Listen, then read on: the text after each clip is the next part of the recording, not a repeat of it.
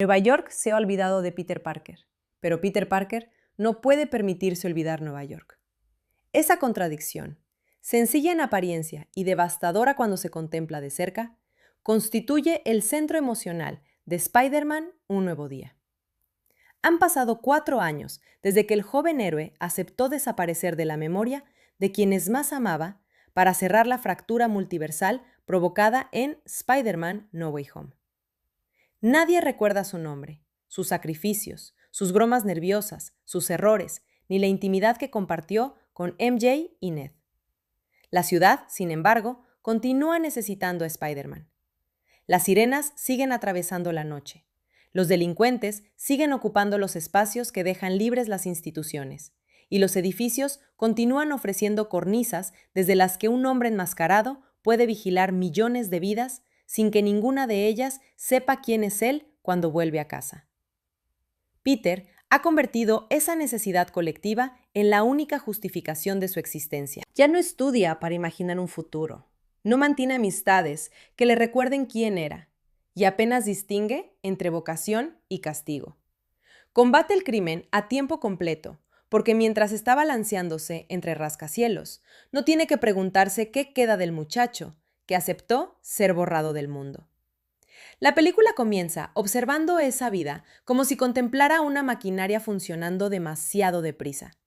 Spider-Man aparece de un lugar a otro, detiene atracos, persigue vehículos, inmoviliza a delincuentes y responde a amenazas que apenas dejan tiempo para respirar.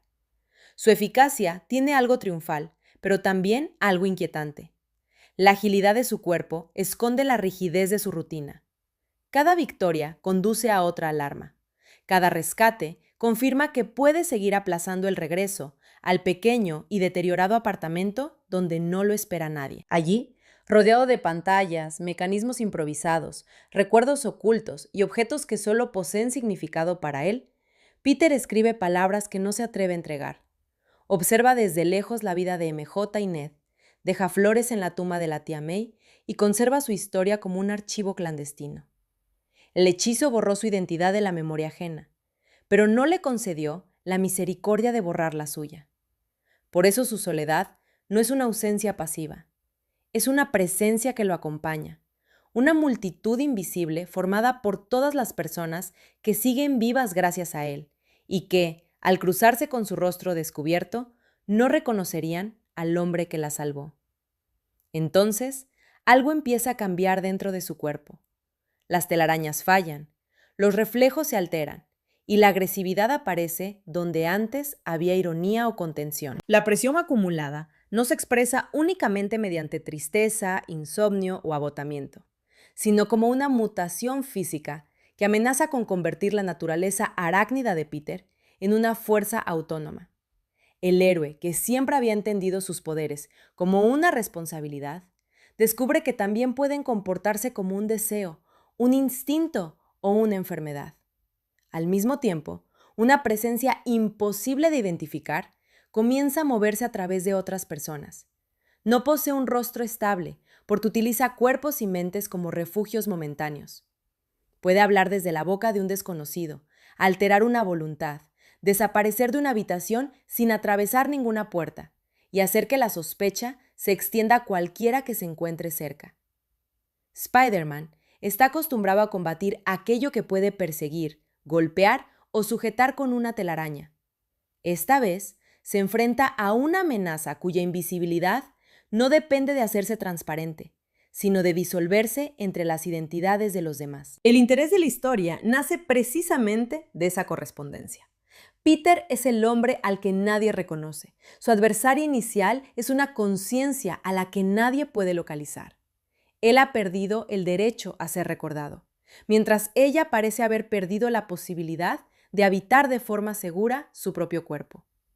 Ambos existen en los márgenes de la identidad, entre nombres borrados, recuerdos intervenidos y organismos que ya no obedecen por completo a sus propietarios. Cuando MJ y Ned reaparecen en Nueva York, la distancia que Peter había convertido en disciplina comienza a resquebrajarse. Puede protegerlos sin presentarse, observarlos sin ser visto y sacrificarse por ellos sin recibir gratitud. pero no puede impedir que su presencia reactive el deseo de recuperar la vida que abandonó. La gran pregunta de Spider-Man, Un nuevo día, no consiste, por tanto, en saber si Peter será capaz de derrotar a un enemigo más poderoso. Consiste en averiguar si puede seguir llamando responsabilidad a una forma de existencia que lo está destruyendo. Y si salvar a los demás exige realmente renunciar para siempre a ser amado por ellos. La premisa oficial resume este nuevo estado de las cosas con una claridad que revela la ambición temática del proyecto. Peter combate el crimen a tiempo completo en un mundo que no lo recuerda. La contemplación de sus antiguos amigos, siguiendo adelante sin él, provoca una transformación que quizá no pueda controlar. Y esa misma transformación puede convertirse en el único recurso capaz de detener una amenaza que nadie puede ver. La película, estrenada el 31st of Julio de 2026, está dirigida por Destin Daniel Cretton, escrita por Chris McKenna y Eric Sommers, y protagonizada por Tom Holland, Zendaya, Sadie Sink, Jacob Batalon, John Bernthal, Trammell Tillman, Michael Mando y Mark Ruffalo. Sony Pictures y Marvel presentaron el filme no como una prolongación rutinaria de la trilogía anterior, sino como el inicio de una etapa adulta para Peter Parker. Esa idea de comienzo resulta paradójica porque la película llega cargada con casi una década de continuidad cinematográfica. Tom Holland apareció por primera vez como Peter Parker en Capitán América Civil War, en 2016. Después, protagonizó Spider-Man Homecoming, Spider-Man Far From Home y Spider-Man No Way Home, además de intervenir en 2 películas de Los Vengadores. Durante ese recorrido, su personaje creció bajo la tutela de Tony Stark, viajó al espacio, murió durante el chasquido de Thanos, regresó 5 años después y quedó atrapado en una crisis multiversal que reunió a las versiones de Spider-Man interpretadas por Tobey Maguire y Andrew Garfield. Cada capítulo amplió su universo, sus aliados y el tamaño del espectáculo. Un nuevo día debía efectuar el movimiento contrario, reducir el mundo de Peter, sin negar que ese mundo había sido gigantesco. No podía fingir que las experiencias anteriores no habían ocurrido, pero sí podía preguntarse qué sucede cuando el héroe que ha conocido dioses, extraterrestres, hechiceros y universos paralelos termina viviendo solo en una habitación alquilada. El final de No Way Home había realizado algo poco habitual en el cine de franquicias. No se limitaba a cerrar una aventura, sino que desmantelaba la infraestructura emocional y narrativa que había sostenido las películas anteriores. Peter perdía a May, renunciaba al reconocimiento de MJ y Ned, abandonaba la tecnología heredada de Stark y cosía un traje nuevo con sus propias manos. La última secuencia prometía una aproximación más cercana al Spider-Man clásico de los cómics. Pobre, anónimo, urbano y obligado a resolver problemas cotidianos junto a amenazas extraordinarias. Sin embargo, entre esa promesa y su desarrollo transcurrieron casi 5 años. El retraso convirtió la 4ª película en un examen para 2 instituciones diferentes. Sony necesitaba demostrar que la versión de Holland seguía siendo una pieza central de su explotación de los derechos cinematográficos del personaje.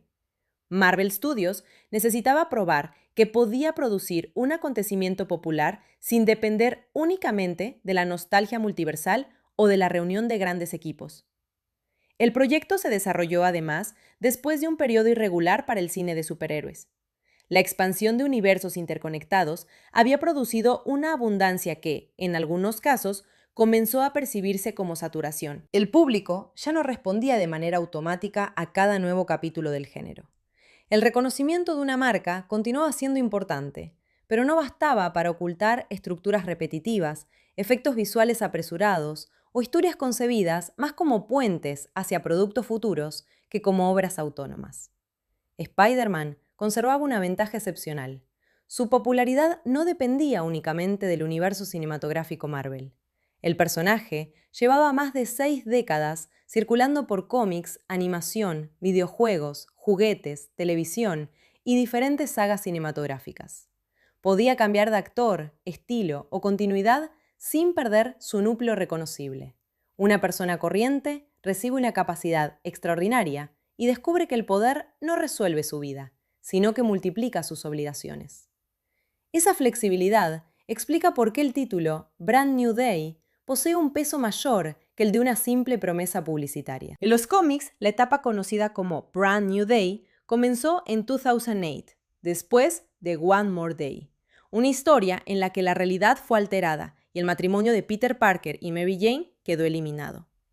El nuevo statu quo devolvía al personaje a una vida de precariedad, soltería, secretos y problemas urbanos, rodeándolo de nuevos enemigos y recuperando elementos considerados clásicos.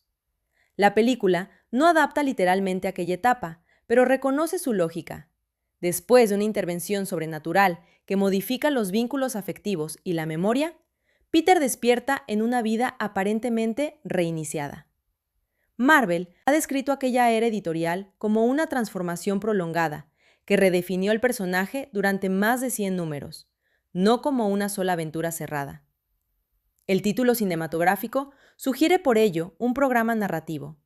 No se trata únicamente de que amanezca un día nuevo, sino de reconstruir las condiciones desde las que podrán desarrollarse varias historias. La elección de Destin Daniel Cretton como director resultaba significativa. Jon Watts, responsable de la trilogía iniciada con Homecoming, había establecido un tono basado en la comedia adolescente, la ligereza escolar y la relación de Peter con figuras de autoridad. Cretton llegaba con una filmografía diferente. Short Term 12 había mostrado su capacidad para observar a personajes heridos sin reducirlos a sus traumas. Just Mercy se aproximaba a la injusticia institucional mediante un drama moral. Shang-Chi y la leyenda de los 10 anillos combinaba espectáculo fantástico con conflictos familiares, herencias culturales y tensiones entre padres e hijos. Incluso cuando trabajaba dentro de una gran producción, Cretton tendía a buscar una herida íntima que justificara la escala exterior. Spider-Man, Un Nuevo Día, necesitaba precisamente esa mirada.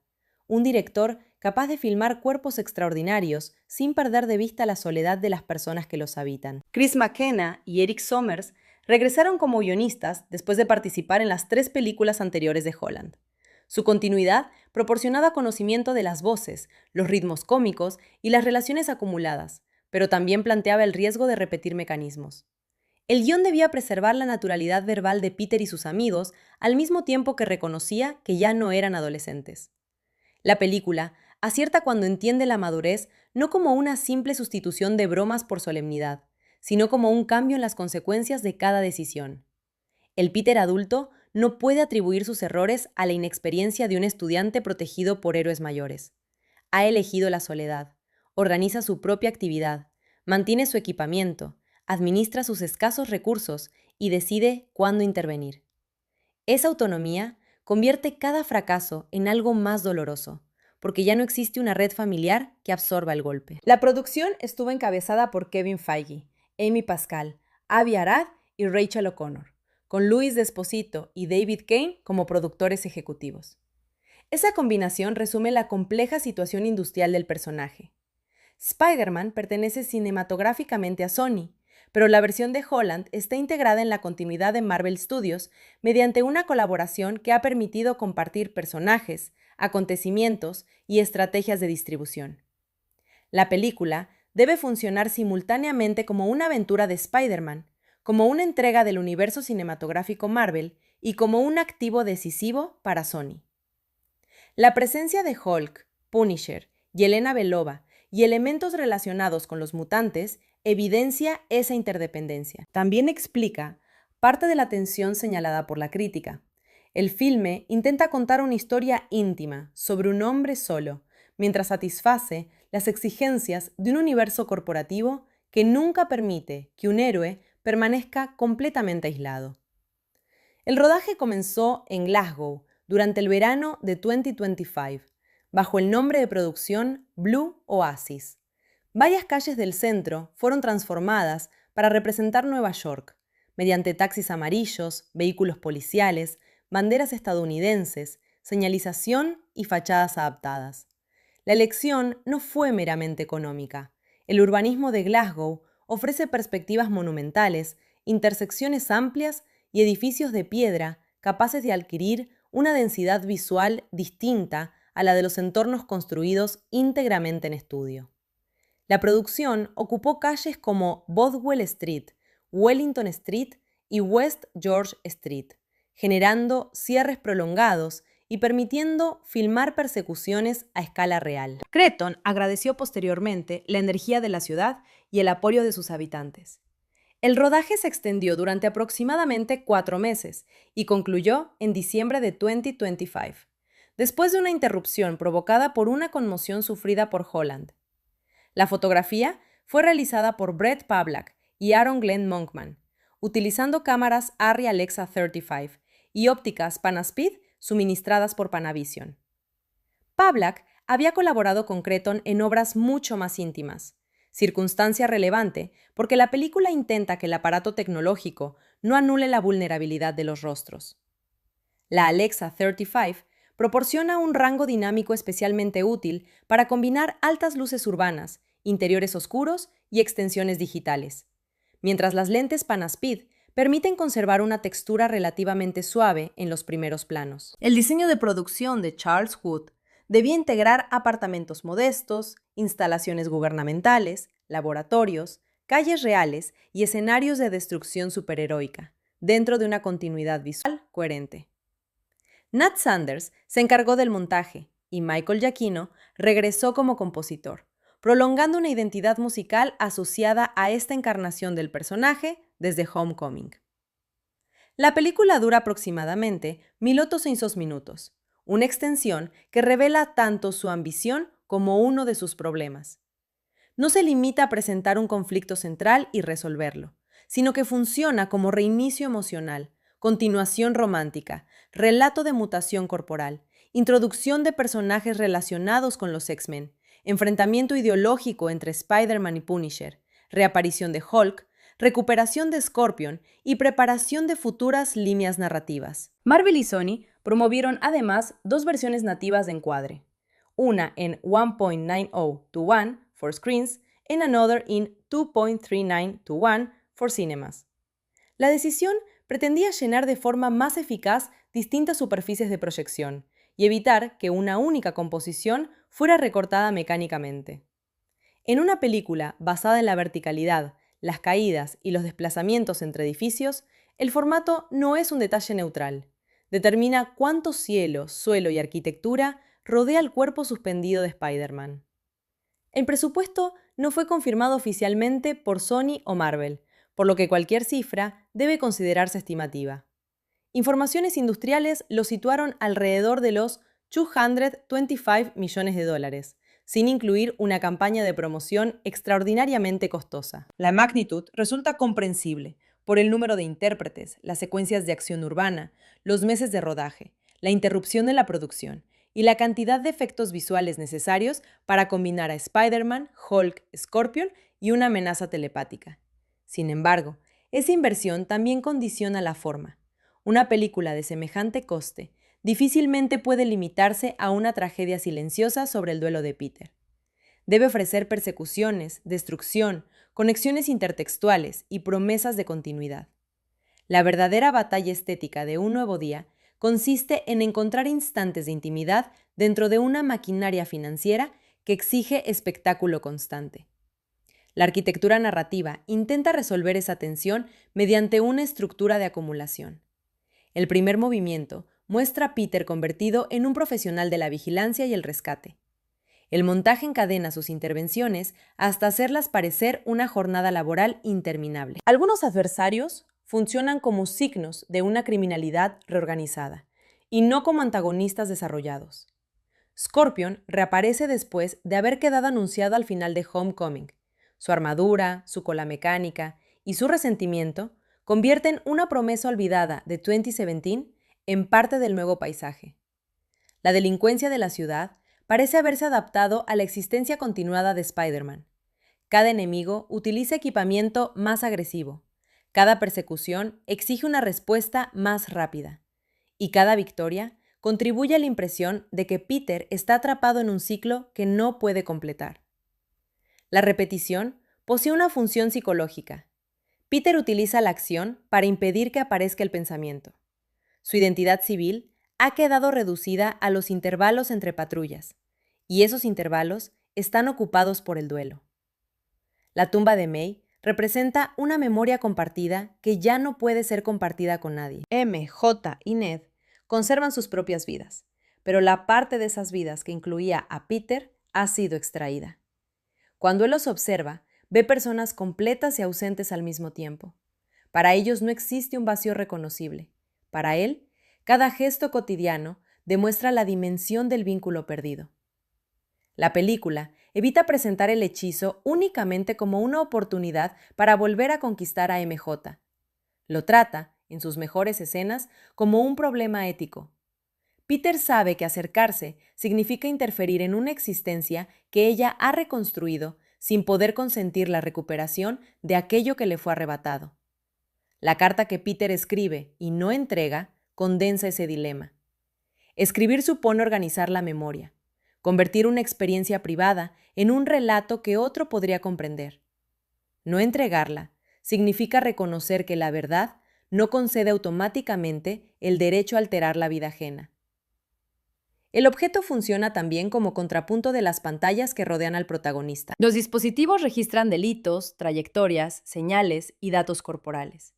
La carta registra aquello que ninguna tecnología puede verificar: el amor de una persona por alguien que ya no la recuerda.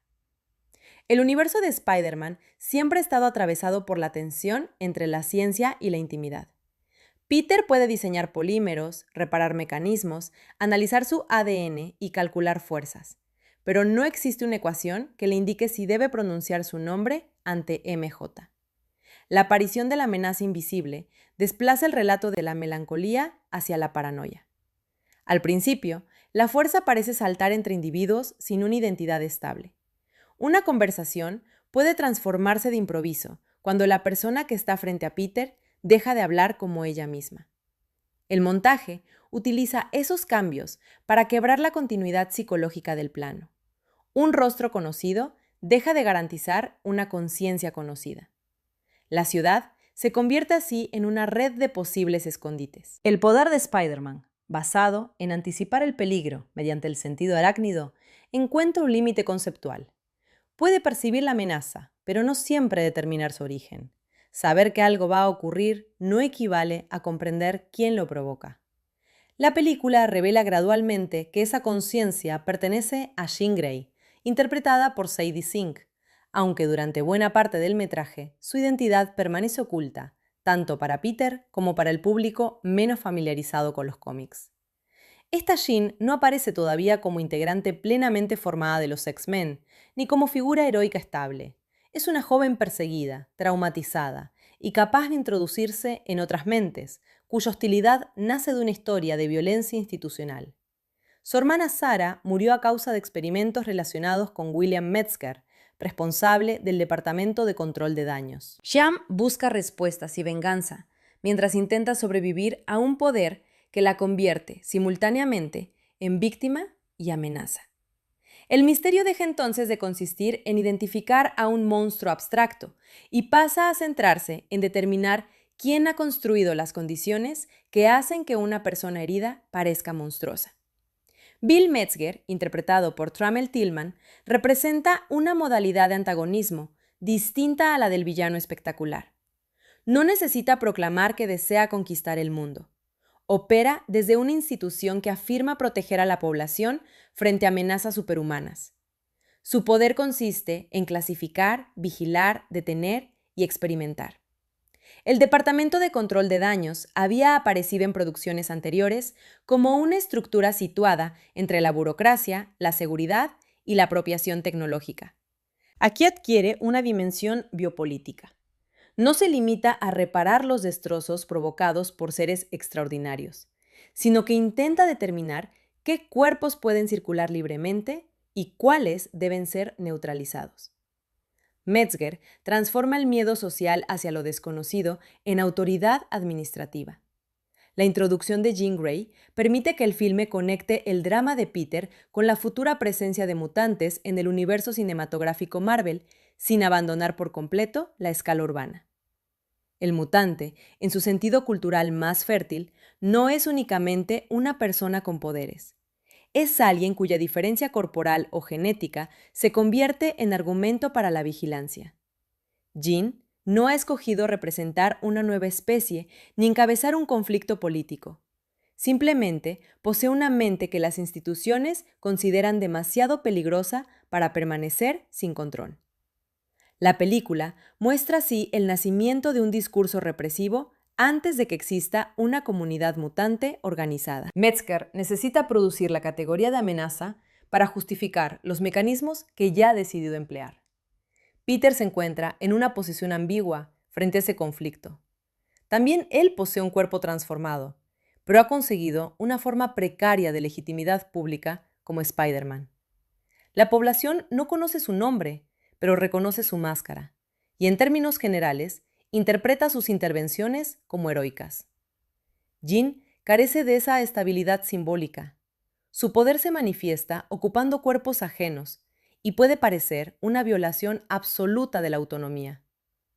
El guión obliga a Peter a distinguir entre el peligro real que ella representa y la violencia que la ha llevado a utilizarlo.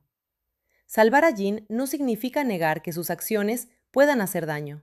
Significa rechazar la lógica según la cual una persona debe ser destruida porque su existencia resulta difícil de administrar. La mutación física de Peter complica esa superioridad moral. Su organismo registra una concentración anómala de rasgos arácnidos. Sus telarañas y capacidades se desordenan, y una oleada hormonal intensifica la agresividad. La ciencia ficción corporal introduce una idea cercana al cine de David Cronenberg. El cuerpo no es una herramienta transparente que obedece al yo, sino un territorio con procesos, impulsos y transformaciones propias. Peter siempre había presentado sus poderes como algo incorporado de manera relativamente estable. Aquí descubre que la picadura original no fue un acontecimiento cerrado, continúa sucediendo dentro de él. El héroe puede madurar psicológicamente, mientras su biología avanza en una dirección imprevisible. La referencia a un exceso de ADN o de hormonas arácnidas puede parecer una explicación funcional destinada a justificar nuevas capacidades, pero adquiere profundidad cuando se vincula al aislamiento. Peter ha suprimido la parte social de su identidad y ha alimentado casi exclusivamente a Spider-Man. Patrulla, pelea, repara el traje y vuelve a patrullar. La transformación corporal materializa esa desproporción. Cuanto menos espacio permite a Peter Parker, más invasivo se vuelve Spider-Man. La máscara deja de ser una función elegida y amenaza con convertirse en la totalidad del individuo. La película sugiere que la responsabilidad sin descanso no produce virtud, sino deformación. Un héroe que nunca acepta ayuda termina confundiendo el sacrificio con la desaparición de sí mismo. Bruce Banner aparece como una figura capaz de comprender ese problema, porque ha dedicado gran parte de su vida a negociar con un cuerpo que alberga una fuerza distinta. Convertido en profesor de mecánica cuántica en la Universidad Empire State, Bruce ofrece una imagen de equilibrio aparentemente alcanzado. Su experiencia con dispositivos inhibidores permite que Peter intente estabilizar la mutación mediante una pieza colocada en la parte posterior del cuello. El mecanismo funciona narrativamente como una solución demasiado rápida y por ello ha sido señalado por algunos críticos como una línea dramática que la película abre y cierra antes de explorar todas sus posibilidades. Sin embargo, su función simbólica es más amplia.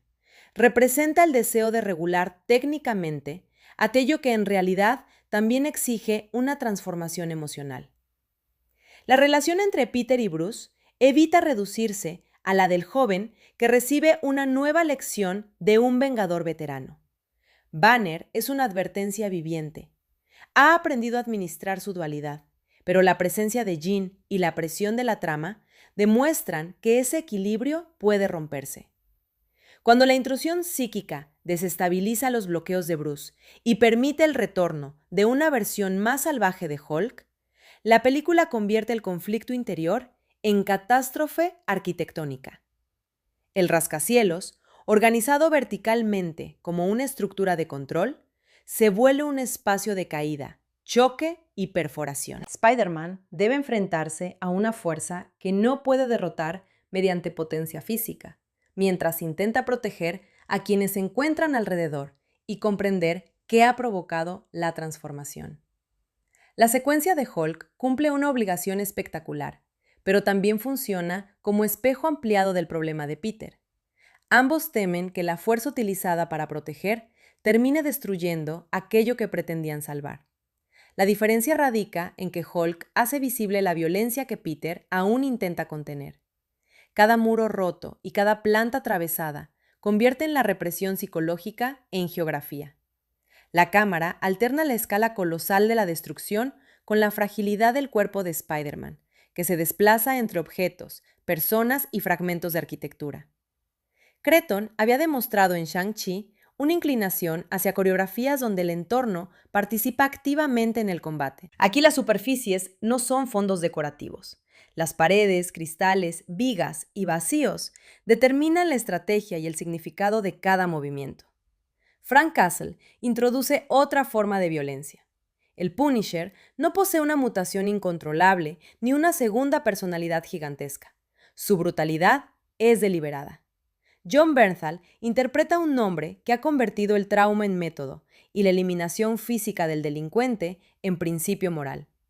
Frente a él, Spider-Man representa la resistencia a matar, incluso cuando esa resistencia resulta costosa o ingenua. La interacción entre ambos contiene humor áspero, irritación y reconocimiento mutuo, pero su importancia reside en enfrentar dos respuestas al dolor. Peter ha perdido a May y ha sido separado de MJ y Ned. Frank ha construido su identidad alrededor de la pérdida familiar. Uno sigue creyendo que salvar una vida puede conservar el mundo moral. El otro considera que algunas vidas constituyen obstáculos para proteger a las demás. Punisher obliga además a reconsiderar la definición de responsabilidad. La célebre máxima asociada a Spider-Man afirma que un gran poder implica una gran responsabilidad, pero no especifica qué tipo de acción exige esa responsabilidad. Frank podría argumentar que negarse a eliminar a un asesino permite futuras víctimas. Peter responde, mediante su conducta, que asumir la facultad de decidir quién merece vivir destruye precisamente el límite que separa al protector del verdugo. La película no resuelve el debate con una fórmula. Lo dramatiza mediante cuerpos en movimiento. Un arma que apunta, una telaraña que desvía el cañón, una persona situada entre la bala y su objetivo. Jean DeWolf, interpretada por Lisa Colón Sayas, ocupa un lugar intermedio entre la acción callejera de Spider-Man y el aparato gubernamental de Metzger. Como detective, pertenece a una institución, pero su proximidad a las consecuencias concretas del crimen le permite percibir matices que desaparecen en la burocracia. Su conexión con Spider-Man introduce la posibilidad de una cooperación local no basada en el control total. Frente al Departamento de Control de Daños, que trata a los individuos extraordinarios como categorías administrables, DeWolf responde a situaciones específicas, víctimas específicas y responsabilidades específicas. Su presencia recupera una dimensión policial y urbana frecuente en los cómics, donde Spider-Man no salva siempre el universo, sino que negocia con periodistas, agentes, vecinos y autoridades que pueden considerarlo aliado o amenaza. MJ continúa siendo el centro afectivo de la película, aunque el guión se resista a devolverle inmediatamente la memoria. Zendaya interpreta la ausencia desde el lado de quien no sabe que algo falta. Esa tarea resulta más difícil de lo que parece. MJ no puede actuar como una persona conscientemente separada de Peter, porque para ella la relación no existió. Sin embargo, la puesta en escena permite que ciertos silencios, miradas y reacciones sugieran una familiaridad que no alcanza la forma de un recuerdo. El espectador posee una información emocional que el personaje no tiene, y cada encuentro queda cargado por esa desigualdad. Peter observa a la mujer que ama. MJ observa a un desconocido que provoca una inquietud difícil de explicar. La película evita convertir esa situación únicamente en romanticismo predestinado. Peter podría utilizar el conocimiento que conserva para acercarse a MJ de manera ventajosa. Sabe qué la hace reír, qué teme, cómo reacciona cuando se siente vulnerable y qué palabras compartieron antes del hechizo. Pero emplear ese archivo íntimo sin revelar su origen sería una forma de manipulación. Por eso, la relación se construye alrededor de la contención. La honestidad absoluta podría destruir la estabilidad de MJ. El silencio absoluto condena a Peter a una pérdida permanente. Entre ambos extremos existe un territorio ético donde cada gesto debe ser evaluado. La capacidad de Jean para ocupar otras mentes radicaliza ese problema. En un momento decisivo, Peter cree encontrarse emocionalmente con MJ, pero descubre que Jean está utilizando su cuerpo. El beso deja de ser una confirmación romántica y se transforma en una violación de la confianza, una imagen donde deseo, identidad y posesión quedan mezclados. La escena obliga a Peter a afrontar una versión perversa de su propia tentación. También él desea recuperar a MJ mediante una verdad que ella no controla, mientras Jean utiliza literalmente su cuerpo para acercarse a él. La película relaciona así la telepatía con cuestiones de consentimiento. Conocer la mente de otra persona, acceder a sus recuerdos o habitar su organismo no concede el derecho a decidir por ella. Ned cumple una función menos extensa, circunstancia criticada por algunos espectadores y reseñistas, pero su presencia conserva importancia estructural. Durante la trilogía anterior, había sido el amigo que conocía la doble identidad, aportaba humor y participaba activamente en las soluciones. Ahora representa una vida que ha continuado sin Peter. Su relativa marginalidad no es solo una debilidad del reparto coral, también expresa el resultado del sacrificio. Peter ya no ocupa el centro del mundo de sus amigos.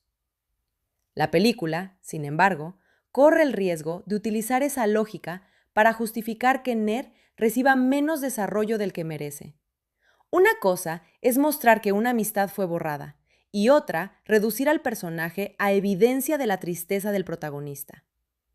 La revelación de Metzger como responsable de los experimentos y de la muerte de Sarah reorganiza retrospectivamente el relato. Jean había sido presentada como una fuerza imprevisible que saltaba entre cuerpos y provocaba caos. Cuando se conoce la historia de persecución, el espectador debe revisar sus primeras impresiones. El supuesto monstruo era también alguien que intentaba reconstruir un crimen ocultado por la autoridad. El procedimiento recuerda una estrategia frecuente del género. La amenaza visible ocupa la atención, mientras el antagonismo real se encuentra en la estructura que produce esa amenaza. La diferencia es que, un nuevo día, no absuelve por completo a Jean. Su dolor explica sus decisiones, pero no elimina el daño causado. La madurez del conflicto depende de mantener simultáneamente ambas verdades.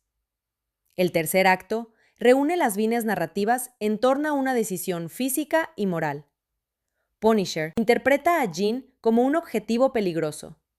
Metzger manipula la información y presenta la eliminación como medida de seguridad. Peter, pese a sus dudas y al riesgo que ella representa, se interpone. El disparo destinado a Jean alcanza al héroe que ha elegido protegerla. El gesto prolonga la ética esencial de Spider-Man. No salva únicamente a quienes le resultan inocentes, simpáticos o agradecidos. Salva incluso a alguien que ha utilizado el cuerpo de MJ, ha desestabilizado a Hulk y ha puesto la ciudad en peligro. Esa decisión no nace de ingenuidad, sino de comprender que permitir una ejecución consolidaría la narrativa de Metzger. Jean responde salvando la vida de Peter. El intercambio impide que su arco termine reducido a la condición de víctima rescatada por un héroe masculino. Su poder, inicialmente filmado como intrusión, puede convertirse en cuidado. La misma capacidad de entrar en la mente o intervenir en el organismo que había producido miedo encuentra una aplicación reparadora. La transformación no significa que el poder haya cambiado de naturaleza, sino que la intención y la relación alteran su sentido. Spider-Man le concede una oportunidad al situarse ante la bala. Jean la utiliza al negarse a que su protector muera por ella. El cierre emocional no restaura sin más el estado previo a No Way Home. Esa moderación es fundamental. Una solución mágica inmediata habría invalidado la severidad del sacrificio anterior.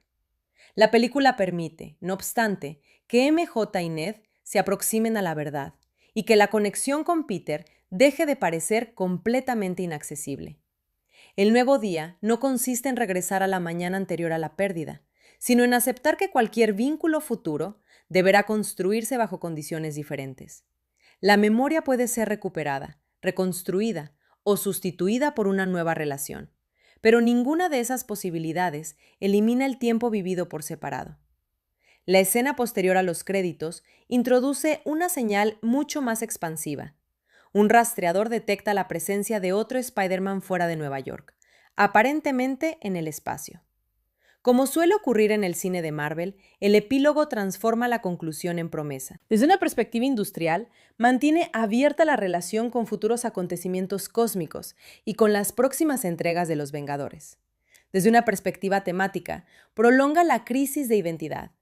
Peter acaba de aprender que no puede existir aislado, y el universo parece responder, revelando que la condición arácnida tampoco le pertenece en exclusiva. Hay otras figuras, otros cuerpos y quizá otras formas de asumir el símbolo. El principal mérito de la estructura es que convierte la pérdida de identidad en un principio que atraviesa todas las líneas del relato. Peter carece de reconocimiento civil. Jean carece de estabilidad corporal. Bruce teme perder la continuidad entre su mente y Hulk. MJ posee una biografía de la que ha sido eliminada una parte. Ned vive sin saber que su mejor amigo existió. Punisher ha reducido su nombre civil bajo una misión de castigo.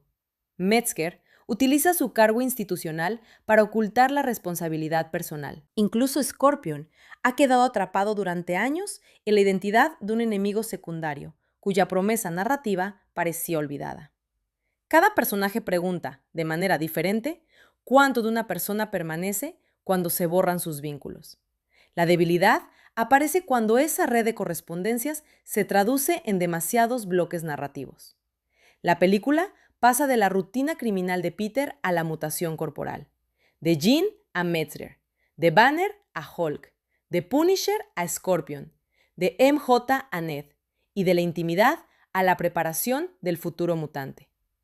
Algunos conflictos reciben tiempo suficiente para resonar. Otros se resuelven mediante dispositivos, explicaciones o apariciones breves. La crítica de Variety consideró el resultado episódico, excesivamente prolongado y empeñado en parecer maduro, mientras otras reseñas celebraron precisamente el intento de combinar acción con introspección. Esa división resulta comprensible porque la película contiene dos impulsos. Desea concentrarse en la soledad de Peter y al mismo tiempo teme que esa concentración no sea suficiente para sostener un gran acontecimiento veraniego. La puesta en escena funciona mejor cuando confía en espacios pequeños. El apartamento de Peter no es solo un lugar pobre, es una anatomía externa del personaje. Las superficies están ocupadas por herramientas, cables, pantallas y piezas de equipamiento, porque la actividad técnica llena el espacio que antes ocupaban las personas. La habitación tiene la provisionalidad de alguien que no se permite echar raíces. No hay una decoración orientada a recibir visitas ni objetos dispuestos para ser vistos por otros. Todo responde a la función: reparar, vigilar, salir de nuevo. La corrosión del edificio y la luz limitada hacen visible una vida sostenida por disciplina más que por esperanza. Las escenas de MJ utilizan una gramática opuesta. El encuadre presta atención a las distancias entre cuerpos y a los objetos cotidianos que impiden o facilitan el contacto. Peter puede encontrarse a pocos metros de ella y, sin embargo, la composición subraya que existe una frontera más poderosa que cualquier pared. En lugar de recurrir siempre a grandes discursos, Holland trabaja con la vacilación, la respiración contenida y la mirada que se retira antes de ser descubierta. Zendaya responde con una mezcla de vigilancia y curiosidad. La química acumulada durante las películas anteriores actúa como un fantasma extrafílmico. El público recuerda lo que los personajes no pueden recordar juntos. Holland interpreta a un Peter físicamente más firme, pero emocionalmente erosionado. Su cuerpo ha dejado atrás parte de la gestualidad adolescente, aunque conserva la rapidez nerviosa que caracteriza al personaje. En las escenas de acción, se mueve con una confianza profesional. En presencia de MJ, recupera pequeñas inseguridades que revelan al muchacho anterior. Esa diferencia evita que la madurez parezca una transformación total. Crecer no significa reemplazar una personalidad por otra, sino aprender a vivir con capas temporales contradictorias. El adulto sabe lo que ha perdido. El adolescente permanece en la forma en que desea recuperarlo. Sadie Sink debe construir a Jean Grey antes de que el nombre del personaje active décadas de asociaciones. Su interpretación se apoya en la tensión entre fragilidad y amenaza. Jean puede parecer aterrorizada y un instante después controlar la situación mediante un poder que nadie comprende por completo. Sink evita presentarla como una futura heroína ya terminada. Hay rabia, desconfianza y una tendencia a instrumentalizar a otros que no desaparece bajo la explicación traumática. Esa incomodidad resulta productiva. El filme introduce a una figura central de la mitología mutante, sin convertir su llegada en una ceremonia de marca. Trammell Tillman aporta a Metzger una cortesía controlada que hace más perturbadora su violencia. El funcionario no necesita comportarse como un tirano visible, porque confía en formularios, cadenas de mando y protocolos. Su lenguaje convierte las vidas en riesgos, muestras o incidencias. Esa frialdad enlaza con una tradición de villanos institucionales que no se perciben a sí mismos como malvados. Metzger puede interpretar sus experimentos como prevención, especialmente en un mundo que ha sufrido invasiones extraterrestres, inteligencias artificiales hostiles, destrucciones urbanas y alteraciones cósmicas. La película reconoce que el miedo no carece por completo de fundamento, pero muestra cómo una preocupación legítima puede convertirse en autorización ilimitada. Bernthal, por su parte, mantiene la densidad corporal y vocal asociada a su Punisher. Incluso cuando participa en intercambios cómicos, Frank parece incapaz de relajarse. Su presencia altera el ritmo de Spider-Man porque introduce armas reales, heridas reales y una concepción del combate menos acrobática. Peter se desplaza para inmovilizar. Frank avanza para terminar. Las coreografías hacen visible esa oposición mediante trayectorias. Las telarañas crean líneas de conexión, desvío o sujeción, mientras las balas trazan líneas irreversibles. Una telaraña puede retirarse. Un disparo no puede ser llamado de vuelta. Mark Ruffalo trabaja con la fatiga de un hombre que lleva años intentando convertir el desorden en convivencia. Su Bruce Banner no funciona solo como cameo reconocible. Representa una posible versión futura de Peter, el científico que ha dedicado décadas a comprender un organismo extraordinario y sigue sin poseer un control definitivo. Cuando Hulk reaparece, el acontecimiento cuestiona la idea de que las identidades conflictivas puedan resolverse de una vez para siempre. El equilibrio es una práctica, no un estado permanente. Peter deberá aprender la misma lección respecto a Spider-Man. Visualmente, el filme intenta recuperar el peso físico de la ciudad después de la abstracción multiversal de No Way Home. Las calles filmadas en Glasgow, los vehículos, las multitudes y las fachadas otorgan resistencia a la acción. Spider-Man no se desplaza únicamente por escenarios digitales sin gravedad. Choca con superficies, calcula espacios y modifica su trayectoria en relación con estructuras reconocibles. La transformación de Glasgow en Manhattan posee inevitablemente discontinuidades, pero también produce una ciudad ligeramente desplazada respecto a la Nueva York real. Ese extrañamiento encaja con la situación de Peter. Vive en un lugar familiar que ya no lo reconoce. La cámara se beneficia especialmente de la verticalidad. En las escenas de balanceo, la ciudad no aparece solo como fondo espectacular, sino como medida de la distancia entre Peter y la vida cotidiana. Abajo se encuentran los peatones, los comercios, los hogares y las relaciones. Arriba, el héroe se mueve con libertad aparente. La altura simboliza poder, pero también aislamiento. Spider-Man puede atravesar Manhattan con una velocidad imposible y aún así carecer de un sitio al que llegar. Cada salto contiene una paradoja. Cuanto más domina el espacio público, menos participa en el espacio íntimo. Las dos relaciones de aspecto, preparadas para la exhibición, modifican esa experiencia. El formato 1.90:1 ofrece mayor altura y favorece la percepción de caídas, edificios y desplazamientos verticales. El 2.39:1 enfatiza la extensión horizontal de las persecuciones, los grupos de personajes y la monumentalidad panorámica. Que la película fuera concebida para ambas presentaciones indica una atención específica a la sala como espacio. Algo importante en un momento en que buena parte del consumo audiovisual se produce en pantallas domésticas. Spider-Man continúa siendo una de las figuras capaces de justificar la experiencia colectiva, mediante la sensación corporal de velocidad y escala. El color establece una separación entre la vida heroica y la civil, sin convertirlas en universos completamente distintos. El rojo y el azul del traje conservan su legibilidad icónica, pero aparecen rodeados por nocturnos fríos, hormigón, metal y luces urbanas. Peter es visualmente reconocible como Spider-Man, incluso cuando nadie reconoce a Peter Parker. Esa inversión constituye una de las ironías centrales. El símbolo posee más existencia pública que la persona. La máscara es recordada por millones, el rostro por nadie. La evolución arácnida permite introducir texturas más orgánicas. Las telarañas dejan de sentirse únicamente como producto tecnológico y adquieren una dimensión corporal. El sonido, la viscosidad y la imprevisibilidad de su aparición recuerdan que los poderes de Peter nacieron de una contaminación biológica. La película se aproxima por momentos al horror corporal sin abandonar la clasificación para grandes públicos. No busca producir repulsión extrema, pero sí incomodidad ante un organismo que empieza a actuar fuera de la voluntad consciente. El montaje de Nat Sanders debe administrar una cantidad considerable de información. En los mejores pasajes, utiliza asociaciones visuales para conectar estados internos y acciones.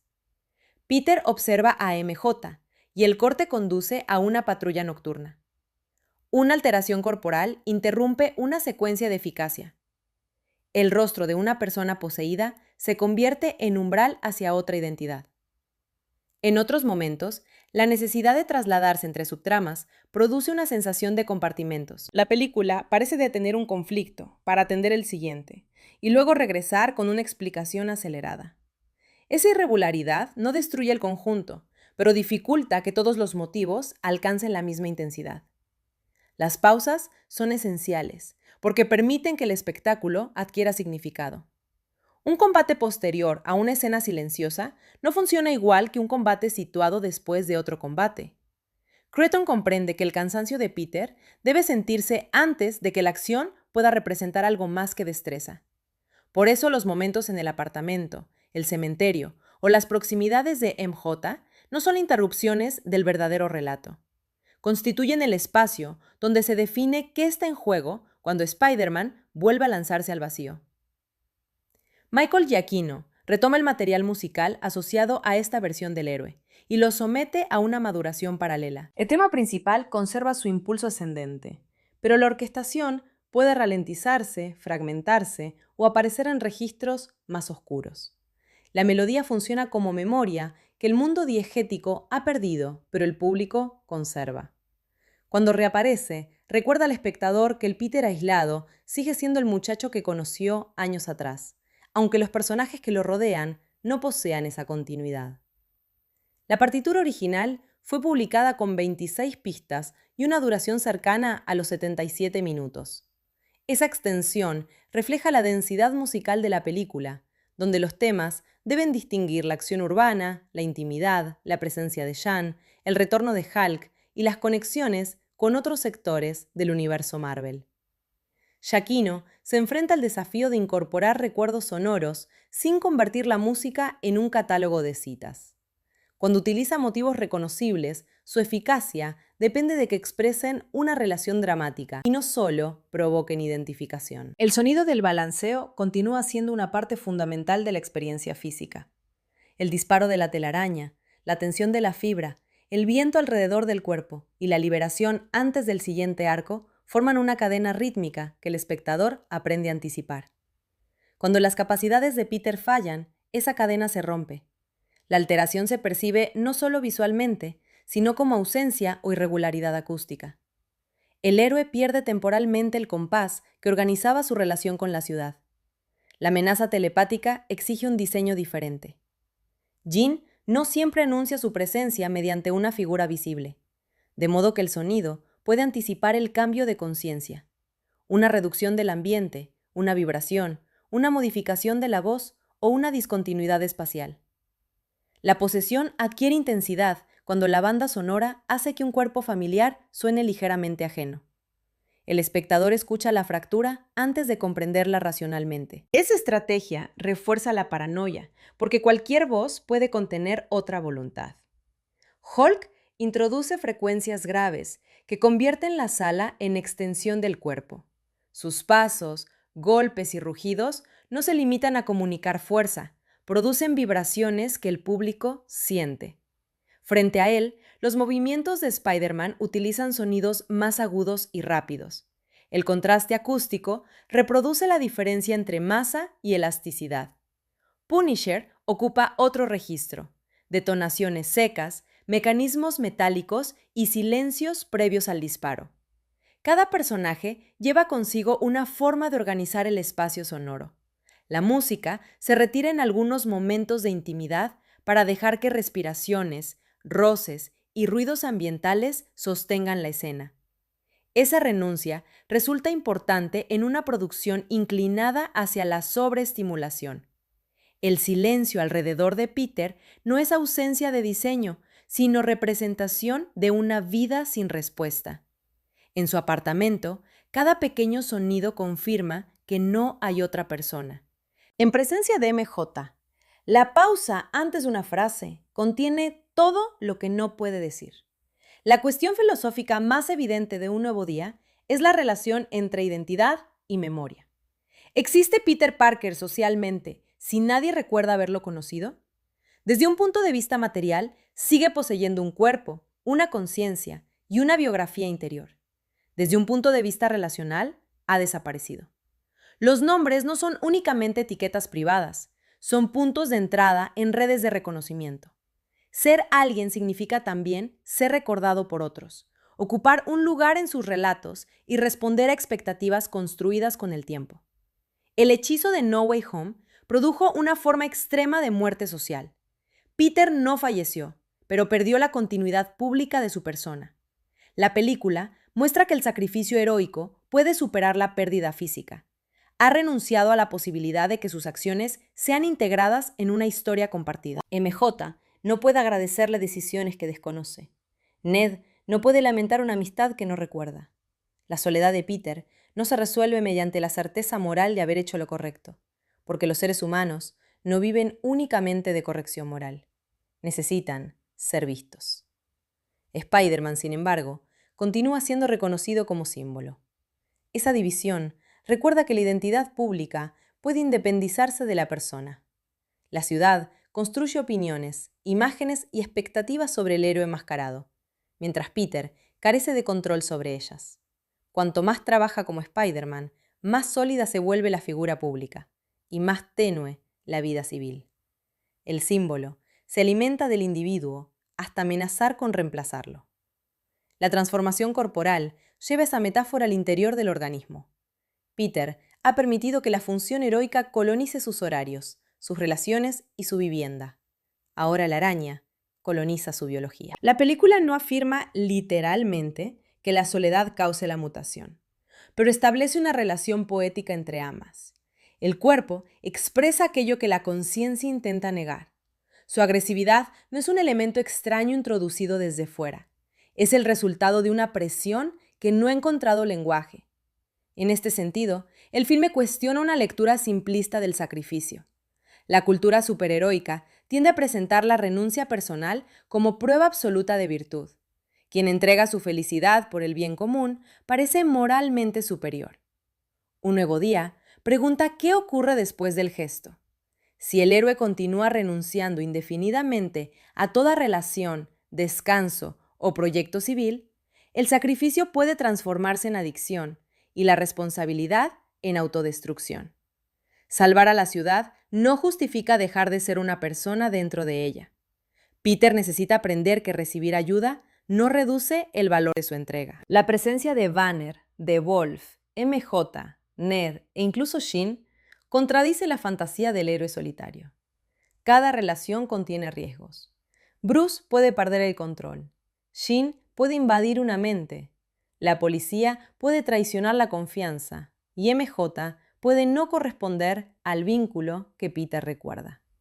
Sin embargo, el aislamiento absoluto tampoco ofrece seguridad.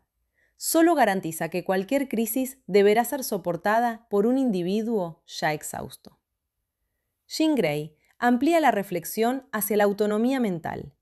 Su poder convierte en literal una pregunta cotidiana. ¿Hasta qué punto respetamos la interioridad de los demás?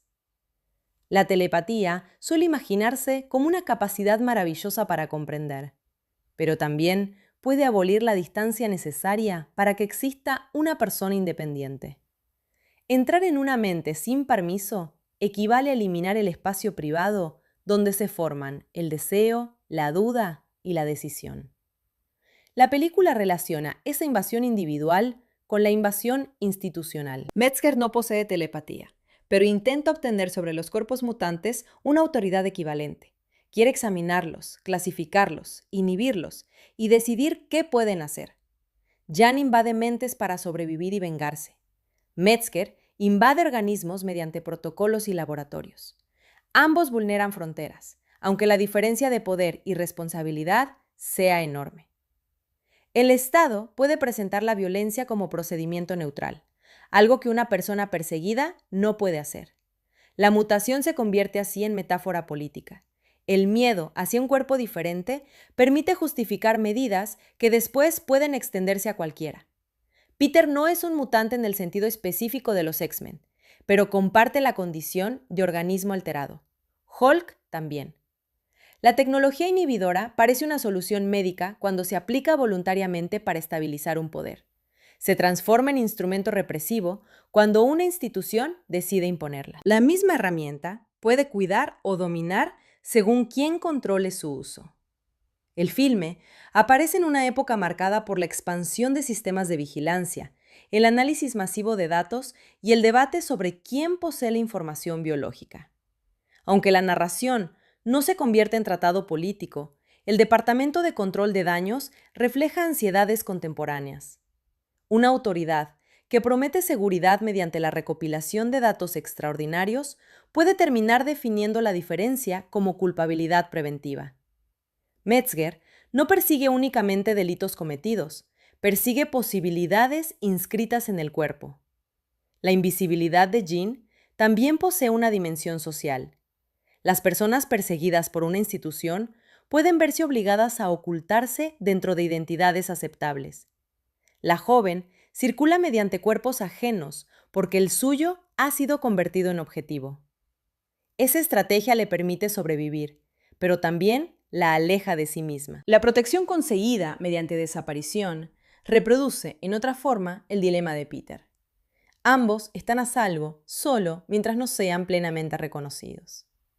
El título, Un nuevo día, contiene por ello una ambigüedad. Un amanecer puede significar esperanza, pero también repetición. Peter despierta cada mañana para regresar a una rutina que lo destruye. La novedad verdadera no depende del calendario, sino de la capacidad de actuar de otra manera. El film me pregunta si el protagonista puede dejar de interpretar el final de No Way Home como una condena permanente. Haber elegido desaparecer una vez no implica que deba seguir desapareciendo todos los días. La tía May permanece como centro moral ausente. Su muerte dio forma definitiva a la responsabilidad de Peter, pero la película evita convertir su memoria en una orden simple. Recordarla no puede significar repetir indefinidamente el instante de sacrificio. May ayudaba a personas concretas, construía comunidad y creía en la posibilidad de que la compasión modificara incluso a quienes parecían peligrosos. Peter honra esa enseñanza cuando protege a Jean, no cuando se castiga aislándose. La tumba representa el riesgo de convertir el recuerdo en recinto cerrado. Peter lleva flores, conserva el duelo y mantiene una fidelidad que nadie puede compartir. Pero una memoria que no circula entre personas puede convertirse en prisión. Para integrar la muerte de May, necesita permitir que su influencia actúe en relaciones nuevas. La ética de May no consiste en que Peter sufra tanto como ella sufrió, sino en que continúe reconociendo humanidad donde otros ven únicamente amenazas. El enfrentamiento con Punisher hace explícita esa diferencia. Frank también vive gobernado por los muertos, pero su memoria produce eliminación. Peter intenta que la memoria produzca protección. Los dos son hombres construidos por la pérdida. La dirección de su violencia los separa. Punisher convierte cada adversario en representante de quienes destruyeron su familia. Spider-Man se esfuerza por ver a cada persona como alguien que todavía puede no quedar reducido a su peor acción. Hulk añade una tercera respuesta al trauma, la división. Bruce intentó separar, reprimir o integrar la ira mediante diferentes métodos. Su recorrido muestra que ninguna solución técnica elimina por completo la historia emocional. Cuando Jean altera sus defensas mentales, la fuerza reprimida reaparece. Peter observa que no basta con colocar un inhibidor sobre el cuello si continúa alimentando las condiciones que lo vuelven necesario. La tecnología puede contener una crisis, pero no sustituir una vida equilibrada. MJ encarna la posibilidad de una relación no fundada únicamente en el pasado. Peter desea que lo recuerde, porque imagina que la memoria restauraría el amor. Sin embargo, incluso si todos sus recuerdos regresaran, ambos habrían cambiado durante los años de separación. El vínculo tendría que ser elegido de nuevo. La película se vuelve más adulta cuando acepta que la historia compartida no garantiza el futuro. Amar a alguien incluye permitir que esa persona decida quién eres ahora, no obligarla a reproducir lo que fue. La condición extrafílmica de Holland y Zendaya intensifica inevitablemente estas escenas. El público conoce su larga colaboración y proyecta sobre los personajes una intimidad acumulada. La película utiliza esa familiaridad sin depender enteramente de ella. La emoción no procede solo de ver juntos a dos intérpretes populares, sino de observar cómo deben actuar contra la memoria del espectador. Nosotros recordamos su primer acercamiento, sus viajes, sus despedidas y la promesa de reencontrarse. MJ no. Cada escena se convierte en una negociación entre memoria narrativa y presente diegético. El elemento más discutible es la manera en que la película equilibra esa intimidad con la conectividad del universo Marvel.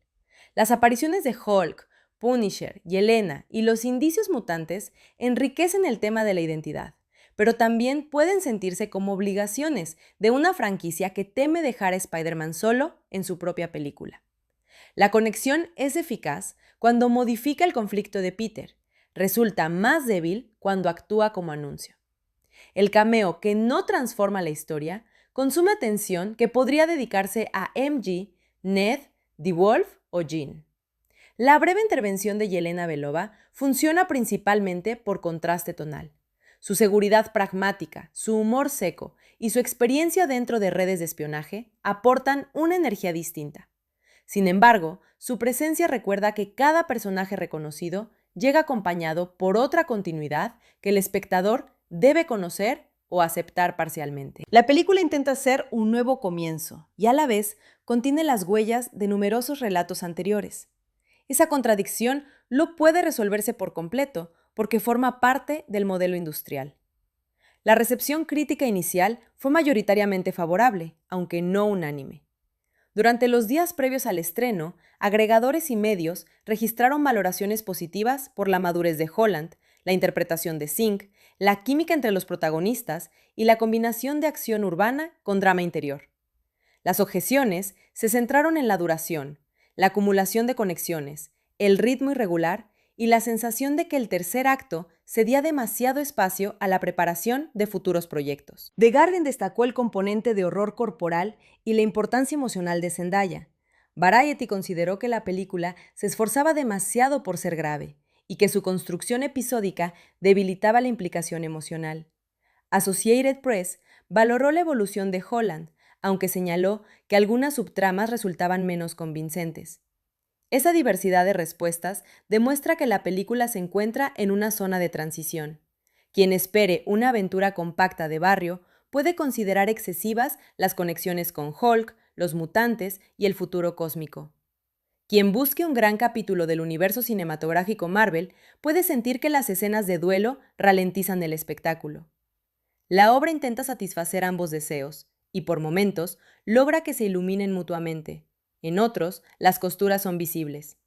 Su valor no depende de una perfección estructural, sino de la voluntad de colocar una crisis humana real en el centro de un producto diseñado a escala monumental. Los primeros resultados comerciales fueron extraordinarios.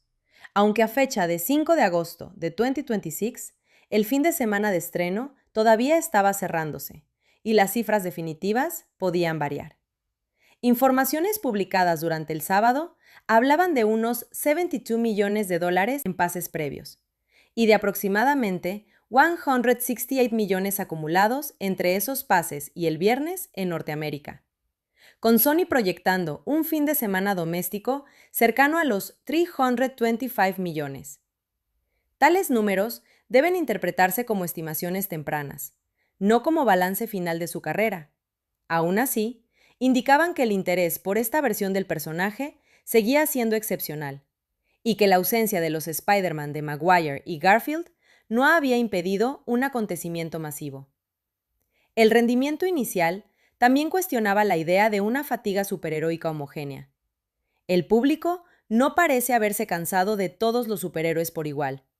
Responde de manera selectiva a personajes, propuestas y acontecimientos. Spider-Man conserva una capacidad singular para atravesar generaciones. Los niños pueden conocerlo mediante animación y productos familiares. Los adolescentes se identifican con la inseguridad de Peter. Los adultos reconocen los conflictos de trabajo, duelo, responsabilidad y precariedad. Esa amplitud convierte cada estreno en una experiencia compartida entre públicos que no necesariamente consumen el resto del universo Marvel con la misma intensidad. La campaña de promoción comprendió estrenos de avances, una presentación internacional y una estrategia centrada en la idea de renacimiento. Tom Holland describió la película como el primer capítulo de una nueva etapa, más que como una cuarta entrega. El lanzamiento del tráiler desde el Empire State Building reforzó la identificación con Nueva York y con la imagen del amanecer. La publicidad ocultó durante meses la identidad de Sadie Sink, permitiendo que la especulación se convirtiera en parte del espectáculo. Esa estrategia tuvo ventajas y riesgos. Generó conversación, pero también pudo hacer que algunos espectadores esperaran una revelación más espectacular o diferente. La filtración de una copia ilegal durante el estreno añadió otro elemento contemporáneo a la recepción.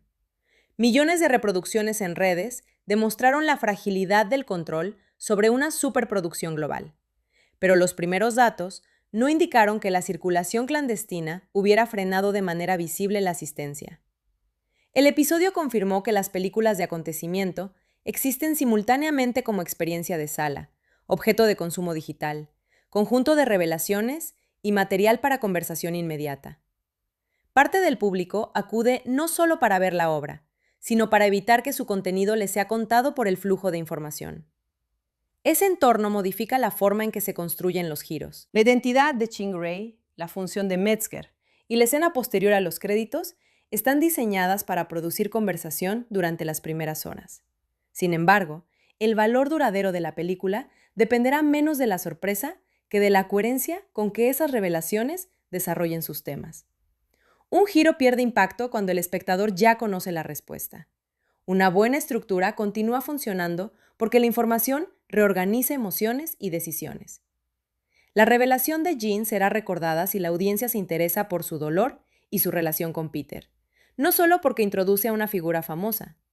En la filmografía de Cretton, Un nuevo día representa una síntesis entre el drama de personajes y la producción industrial. Short Term 12 observaba a jóvenes y cuidadores marcados por traumas que no podían resolverse mediante un único gesto. Just Mercy examinaba instituciones capaces de convertir prejuicios en procedimientos. Shang-Chi trataba la herencia familiar como fuente simultánea de poder y herida. Spider-Man reúne esas preocupaciones. Peter es un cuidador incapaz de cuidarse. Jean es una joven dañada por una institución. Y la identidad heroica es una herencia que puede sostener o aplastar. La película también modifica la trayectoria de Holland. Su Spider-Man había estado definido por la juventud, la velocidad verbal y la relación con mentores mayores. Aquí el actor debe sostener silencios, agotamiento y una forma de culpa menos inmediata. Peter ya no teme únicamente decepcionar a Tony Stark o perder una competición escolar. Teme haber convertido una decisión noble en una vida inhabitable. Holland encuentra sus mejores momentos cuando permite que la energía habitual del personaje se detenga y aparezca el esfuerzo necesario para seguir pareciendo optimista. Zendaya participa en una transformación paralela. MJ había comenzado como observadora irónica y distante. Después se convirtió en compañera afectiva y aliada consciente. El borrado de memoria podría haberla reducido a premio que Peter intenta recuperar. La interpretación evita esa regresión al dotarla de una autonomía perceptible. Incluso sin recordar, MJ no es una página en blanco. Tiene proyectos, relaciones, sospechas y capacidad para decidir. La historia deberá respetar esa autonomía en futuros capítulos si quiere que la restauración del vínculo posea valor. Jean Grey ofrece la posibilidad de que la franquicia avance hacia un conflicto cultural más amplio. Su introducción, antes de una formación consolidada de los X-Men, permite mostrar el miedo institucional en su fase inicial. El peligro será convertirla en simple puente hacia otra película. Un nuevo día es más interesante cuando Jean existe como persona concreta que cuando funciona como anuncio de una propiedad futura. La fuerza del personaje dependerá de que las próximas producciones recuerden la vulnerabilidad, la rabia y la ambigüedad establecidas aquí. Metzger puede adquirir con el tiempo una relevancia semejante a la de otros antagonistas que representan sistemas antes que ambiciones individuales. Su derrota no elimina la lógica que lo produjo. El Departamento de Control de Daños, las tecnologías inhibidoras y el discurso preventivo continúan disponibles. Esa persistencia resulta adecuada para una historia sobre discriminación. Los prejuicios no desaparecen cuando cae una figura, porque están distribuidos entre leyes, miedos, intereses y hábitos. El retorno de Scorpion recuerda otra obligación de las narraciones extensas. La continuidad genera promesas.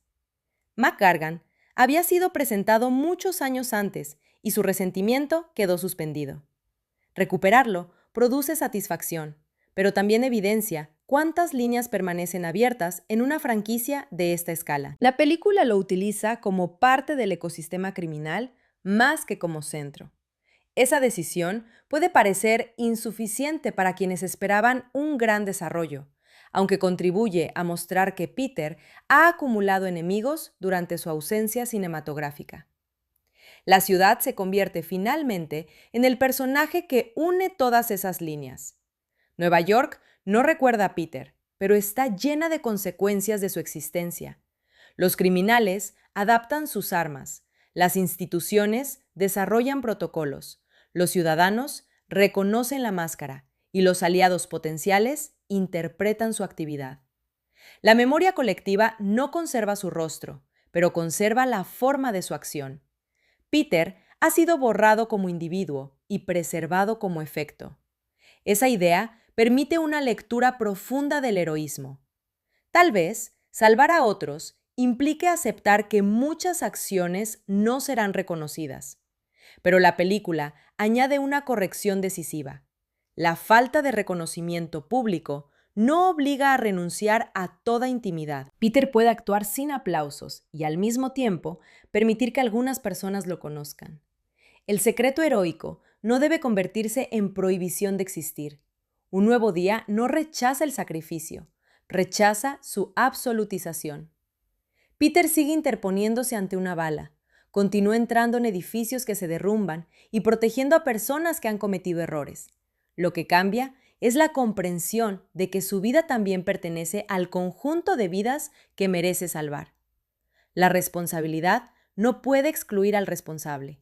Por eso el arco más importante no consiste en dominar nuevas telarañas o estabilizar una mutación. Consiste en reconocer que Peter Parker no es el residuo molesto que queda cuando Spider-Man termina su trabajo.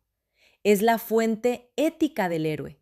Sin su capacidad para amar a May, MJ y Ned, sin su culpa, su humor, su deseo de pertenecer y su miedo a hacer daño, Spider-Man sería únicamente un cuerpo rápido y fuerte. La araña proporciona las capacidades. Peter decide para qué sirven. El filme alcanza su sentido más pleno cuando coloca a Peter y Jean en el mismo marco moral. Ambos poseen cuerpos que otros desean controlar. Ambos han perdido vínculos fundamentales. Ambos pueden utilizar el dolor como justificación para desaparecer o dañar. Peter no salva a Jean porque sea inocua, sino porque reconoce en ella una posibilidad que también necesita para sí mismo.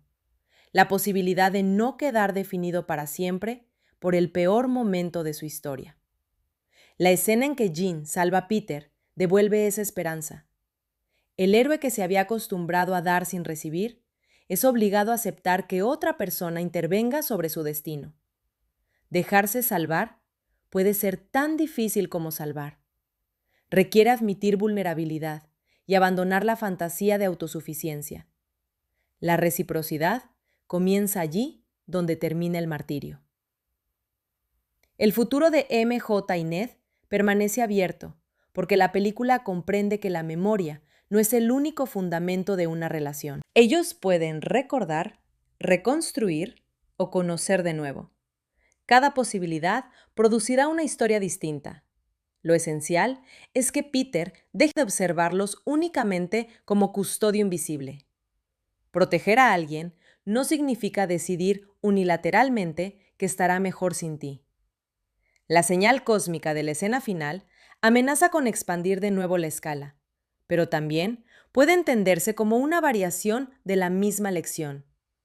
Peter no es el único Spider-Man, no es el único héroe y no es el único responsable del universo. Descubrir a otros no disminuye su singularidad, la libera del peso imposible de ser irreemplazable. Con el paso del tiempo, la valoración de Spider-Man, Un Nuevo Día, dependerá de lo que hagan sus continuaciones, pero la película merece ser juzgada también como obra presente. Sus excesos son reales, demasiadas conexiones, una duración difícil de justificar en todos sus tramos, subtramas resueltas con rapidez y personajes secundarios que compiten por un espacio limitado. Sin embargo, esas imperfecciones no anulan la honestidad de su pregunta central. ¿Qué ocurre cuando el héroe obtiene exactamente aquello que creía necesario para proteger a quienes ama y descubre que no sabe vivir con el resultado? La respuesta no llega mediante una restauración total. Llega a través de pequeños desplazamientos. Una carta que quizá pueda entregarse, una conversación que ya no parece imposible, una joven perseguida que decide salvar en lugar de poseer, un científico que reconoce que el control requiere cuidado, un hombre armado cuya certeza es interrumpida por otro cuerpo, y un símbolo público que comienza a recordar que debajo de la máscara existe una persona. El amanecer del título no borra la noche anterior, la ilumina desde otro ángulo. Peter continúa llevando la muerte de May, el hechizo de Strange y los años de aislamiento. MJ y Ned continúan siendo personas que vivieron sin él. Jean continúa cargando con Sarah y con los cuerpos que invadió. Bruce continúa siendo Hulk. Ninguno recibe la pureza de un reinicio absoluto. Lo que aparece es la oportunidad de relacionarse de manera distinta con aquello que no puede deshacerse. Esa es, finalmente, la razón por la que Spider-Man sigue siendo uno de los grandes mitos populares contemporáneos. No porque pueda balancearse entre edificios, detener vehículos o sobrevivir a golpes imposibles, sino porque su poder nunca elimina la fragilidad cotidiana. Peter puede salvar Nueva York y seguir sin saber cómo entrar en una cafetería para hablar con la mujer que ama. Puede enfrentarse a Hulk y temblar ante un recuerdo. Puede percibir el peligro antes que nadie y no comprender qué hacer con su propia tristeza. Spider-Man, un nuevo día, convierte esa contradicción en espectáculo, drama corporal, relato de conspiración y reflexión sobre la memoria. A veces, su ambición desborda la forma que intenta contenerla, del mismo modo que la araña amenaza con desbordar el cuerpo de Peter. Pero incluso esa imperfección parece adecuada para una película sobre alguien que ha dedicado tanto esfuerzo a sostener el mundo que ya no sabe cómo sostenerse a sí mismo.